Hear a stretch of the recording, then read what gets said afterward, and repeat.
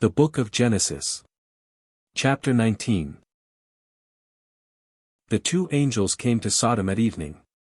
Lot sat in the gate of Sodom. Lot saw them, and rose up to meet them. He bowed himself with his face to the earth, and he said, "See now, my lords, please come into your servant's house, stay all night, wash your feet, and you can rise up early, and go on your way." They said, "No, but we will stay in the street all night." He urged them greatly, and they came in with him, and entered into his house. He made them a feast, and baked unleavened bread, and they ate. But before they lay down, the men of the city, the men of Sodom, surrounded the house, both young and old, all the people from every quarter. They called to Lot, and said to him, "Where are the men who came in to you this night? Bring them out to us, that we may have sex with them." Lot went out to them to the door, and shut the door after him.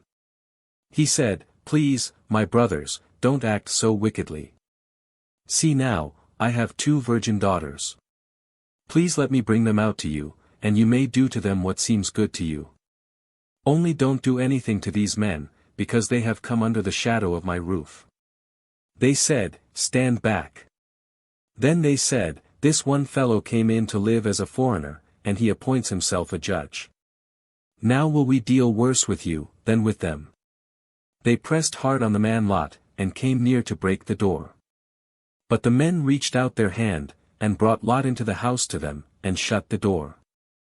They struck the men who were at the door of the house with blindness, both small and great, so that they wearied themselves to find the door. The men said to Lot, "Do you have anybody else here?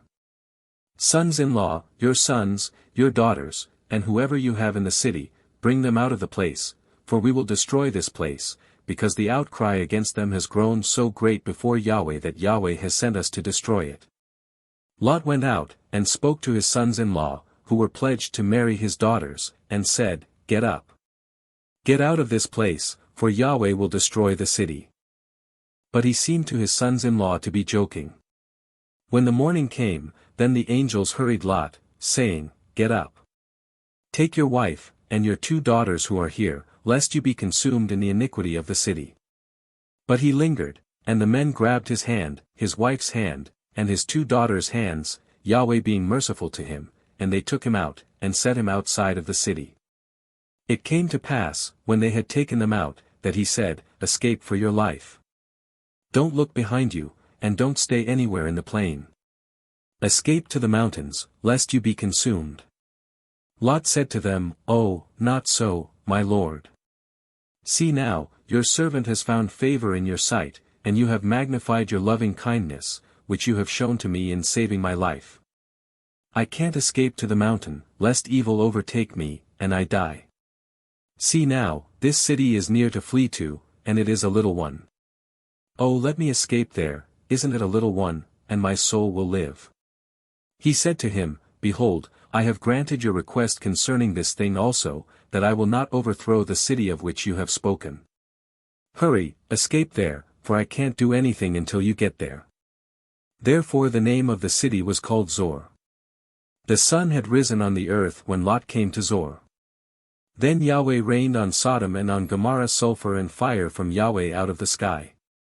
He overthrew those cities, all the plain, all the inhabitants of the cities, and that which grew on the ground. But his wife looked back from behind him, and she became a pillar of salt. Abraham got up early in the morning to the place where he had stood before Yahweh. He looked toward Sodom and Gomorrah, and toward all the land of the plain, and looked, and saw that the smoke of the land went up as the smoke of a furnace. When God destroyed the cities of the plain, God remembered Abraham, and sent Lot out of the middle of the overthrow, when he overthrew the cities in which Lot lived. Lot went up out of Zor, and lived in the mountain, and his 2 daughters with him, for he was afraid to live in Zor. He lived in a cave with his 2 daughters. The firstborn said to the younger, "Our father is old, and there is not a man in the earth to come in to us in the way of all the earth. Come, let's make our father drink wine, and we will lie with him, that we may preserve our father's family line."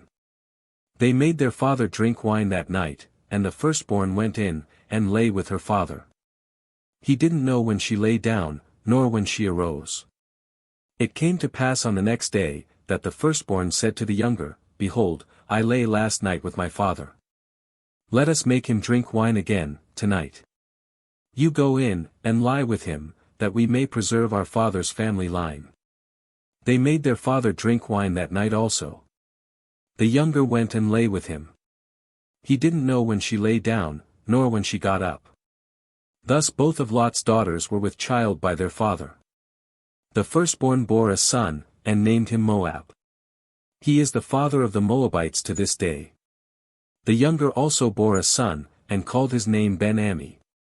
He is the father of the children of Ammon to this day.